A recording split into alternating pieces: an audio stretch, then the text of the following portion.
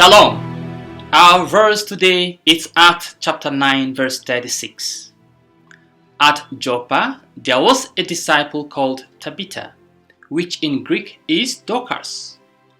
She was full of good works and carried out almsgiving. After the conversion of Saul, who became Paul, there was breathing space for the persecuted Christians. Peter and the other disciples resumed their duties of propagating the faith in Jesus and spreading the good news. In his journeys, Peter came to Joppa at the request of the Christians who lived there. They wanted Peter to come over because a member of the Christian community had died. Her name was Tabitha. In Greek, this Aramaic name is translated as Dorcas.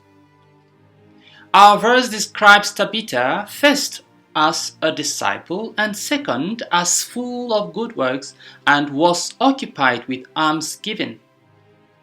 The Greek word for disciple is mathetes, a masculine noun. In our verse, however, it is rendered as a feminine noun, mathetria.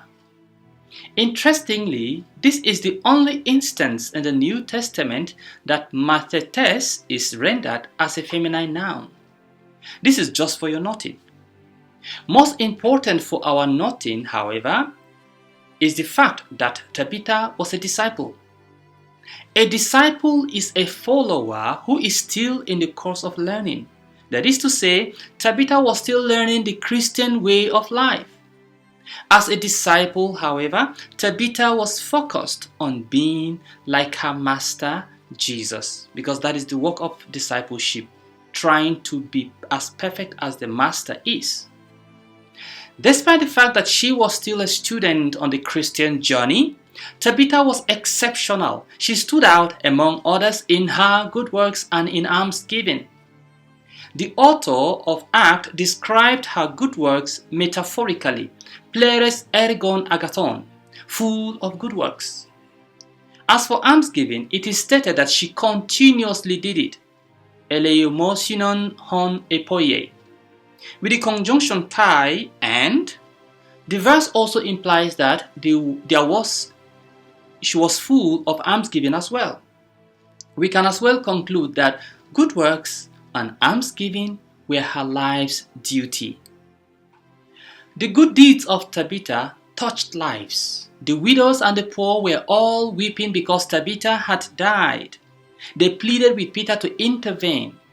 These poor people were not willing to lose Tabitha because she made impact in their lives. She impacted their lives. Tabitha's generosity was directed towards the needy in her community. It was directed towards those who would not repay her. It was directed toward those who could not help themselves. Who do you direct your generosity to? I pray that we take note of those around us who really need help. Some of the faithful have contributed generously during Lent with our Lenten boxes. The money is meant for the poor. May God bless your generosity towards the poor. May those who have custody of such monies be diligent and trustworthy in handling what others have contributed for the good of the poor. Amen. Finally, may God fill our hearts with kindness like Tabitha. Amen.